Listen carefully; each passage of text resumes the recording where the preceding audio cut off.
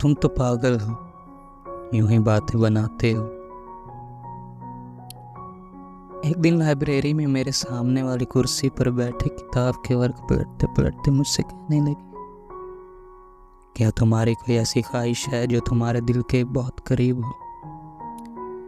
मैं मुस्कुरा दिया और एक लंबी सांस लेकर बोला, हाँ ज़रूर है, कहो तो बताऊं।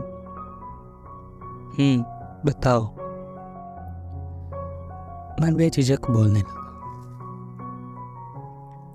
दूर कहीं बर्फ से ढके पहाड़ों की हसीन वादियों में, किसी झील किनारे बने छोटे से घर में, जब बाहर हल्की हल्की बर्फ गिर रही और अंगीठी में जली आग से उठते नन्हे मुन्ने आग के शोलों को महसूस करते हुए, उसके पास किसी लिहाफ में लिपटे आग के इस तरफ तुम, आग के उस तरफ मैं, और तुम्हारी आंखों से आंखें मिलाए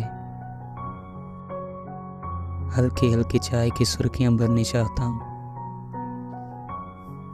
वो शर्माते हुए मुस्कुराने लगी और किताब को सीने से लगाए उठकर जाते हुए कहने लगी, अरे तुम तो पागल हो,